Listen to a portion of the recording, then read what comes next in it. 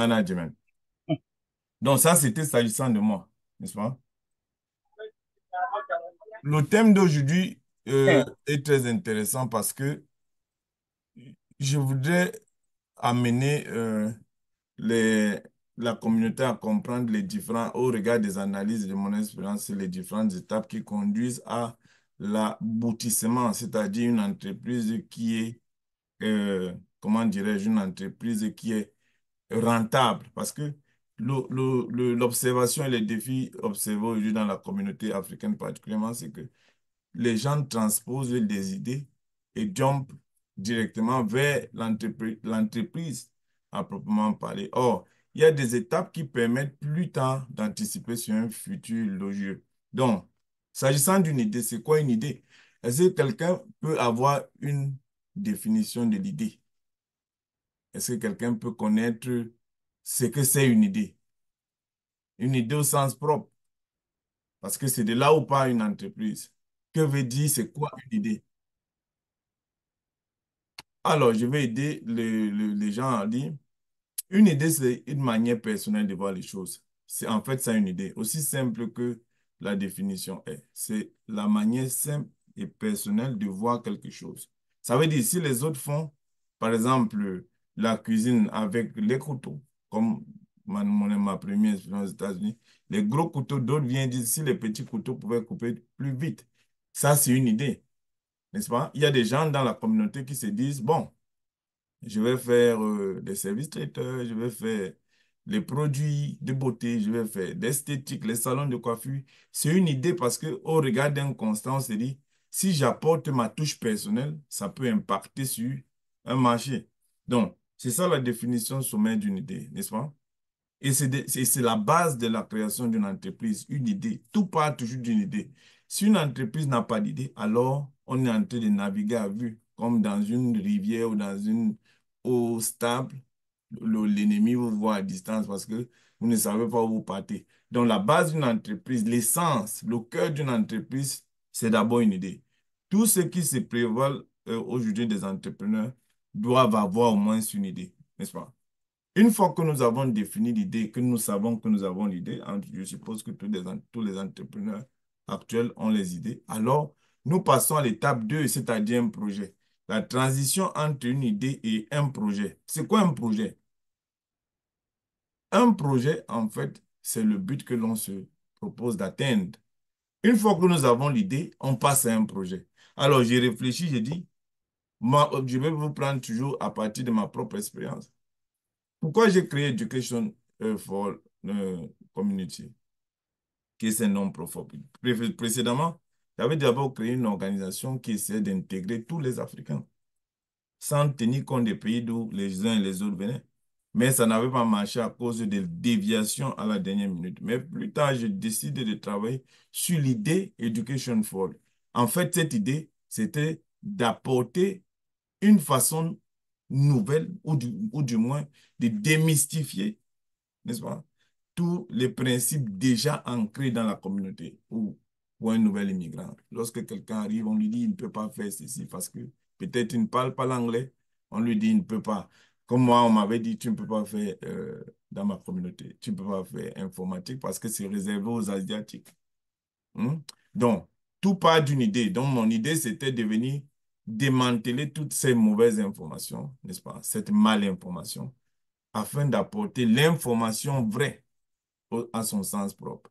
Donc, après que cette idée soit sur la table et évaluant les contours, ce que nous verrons plus loin, il faut passer à l'étape du projet. Et c'est souvent la clé de joute de presque tous les entrepreneurs enfin, dans l'ensemble. C'est-à-dire identifier une idée, passer à un projet. C'est quoi un projet? C'est le but. Une fois que j'ai l'idée de créer cette organisation qui va lutter contre la mauvaise information, quel est maintenant le projet? N'est-ce pas? C'est l'orientation que je vais donner à court, à long terme. Parce qu'un projet, on ne l'implémente pas sur le court terme. Et là, on bute souvent, on regarde le bout du nez. On ne regarde pas plus loin que le nez. Lorsqu'on parle déjà de projet, il y a cet adverbe qui ressort dit la projection. On projette. Un projet vient de projection, c'est-à-dire voir l'idée sur le long terme.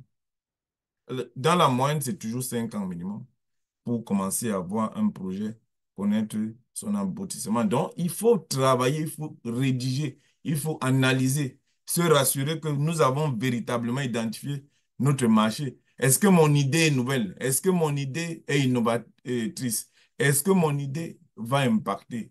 Est-ce que mon idée va amener tout le monde vers une même façon de voir? C'est pour ça qu'on parle de projet qui vient répondre à la problématique de l'idée. Après le projet, on a l'étape 3 qui est désormais l'entreprise.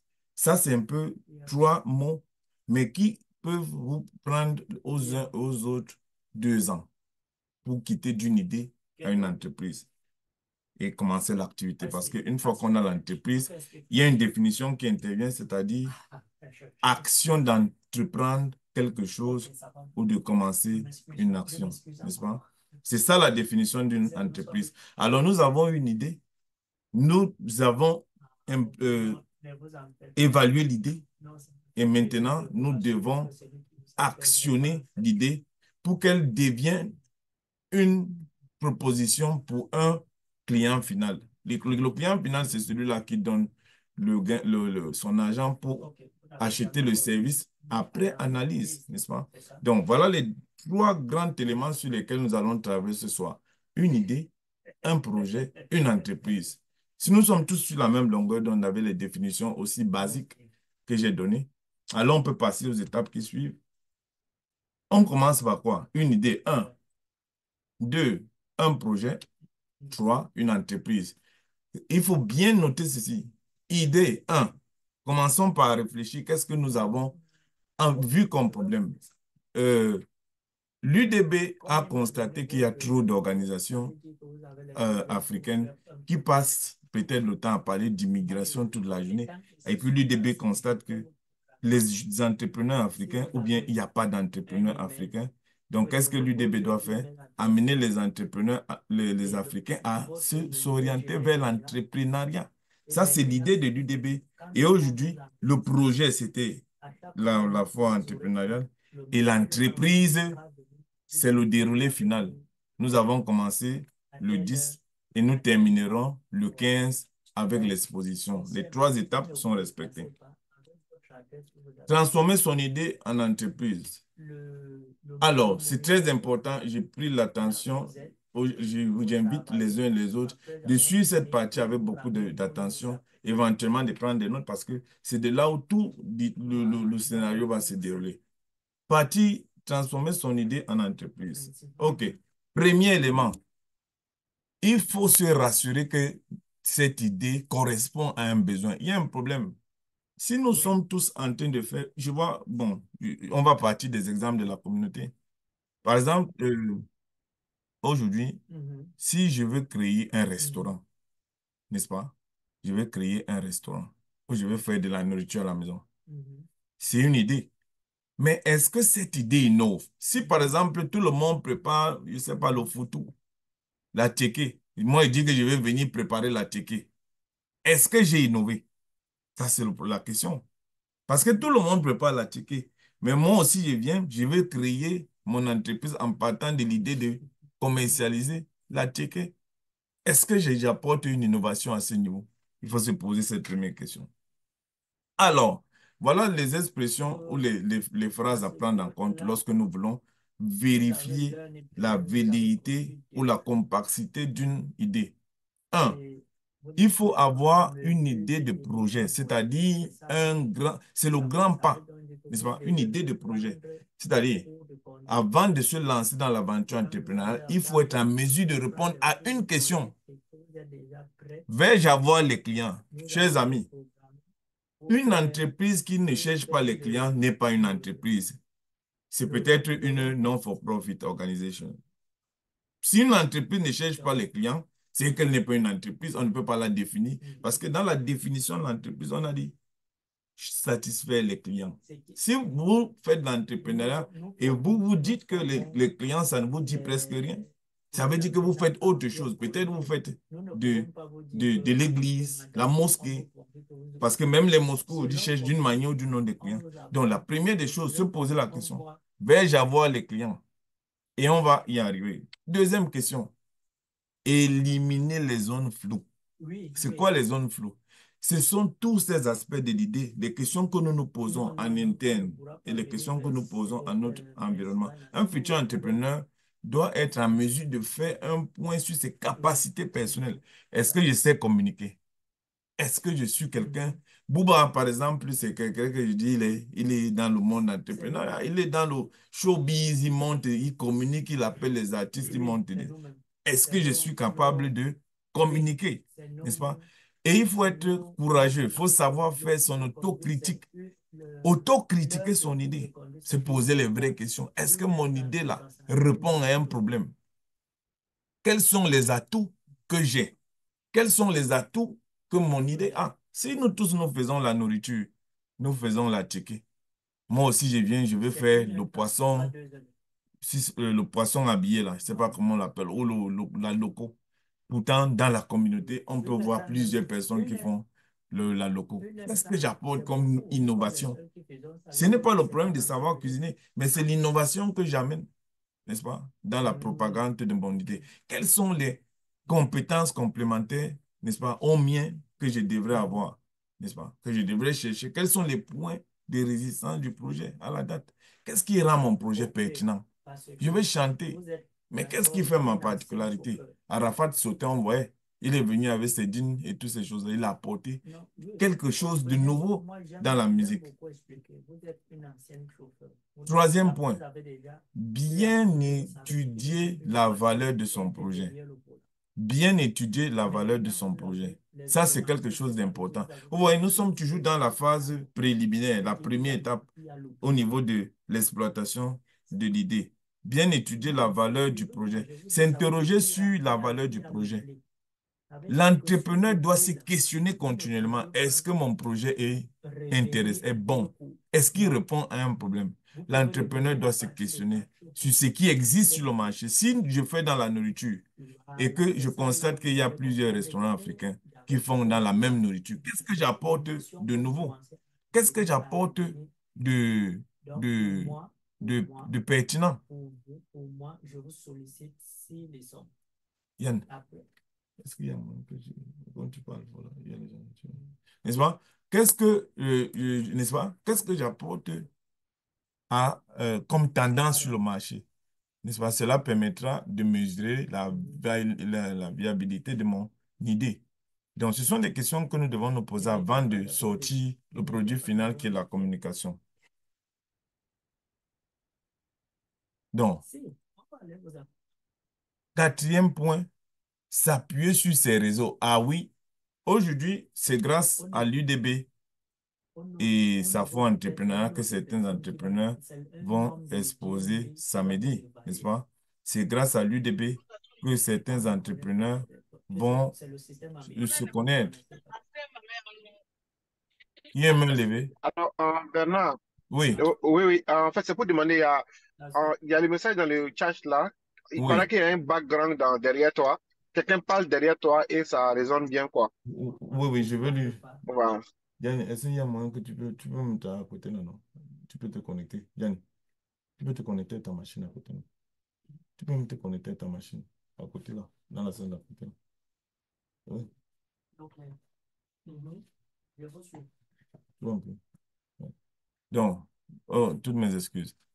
Euh, Comme je disais tantôt, s'appuyer sur ses réseaux. La bonne chose, une entreprise ne peut fonctionner sans ses réseaux, sans sa communauté, sans sa famille, ses amis, ses camarades de classe, n'est-ce pas? Une entreprise, c'est pour ça aujourd'hui, aux États-Unis, le plus gros problème des entrepreneurs africains, c'est que nous restons forcément nous nous fermons dans notre zone de confort. Nous ne voulons pas aller au contact des autres. Lorsqu'on parle de l'UDB aujourd'hui, on parle de la foi entrepreneuriale. En principe, le nombre d'entrepreneurs enregistrés devait être plus grand que ceci parce que c'est une opportunité de créer un réseau, n'est-ce pas? Donc, il faut, dans l'étranglement des zones floues, il faut mettre en exergue les réseaux. Le chef d'entreprise doit activer, activer ces réseaux, n'est-ce pas?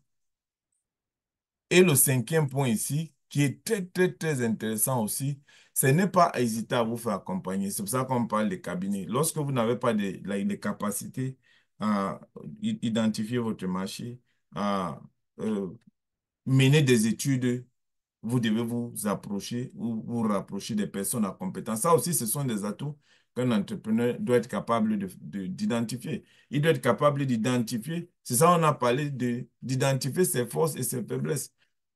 Entreprendre ne voudrait pas dire être éduqué.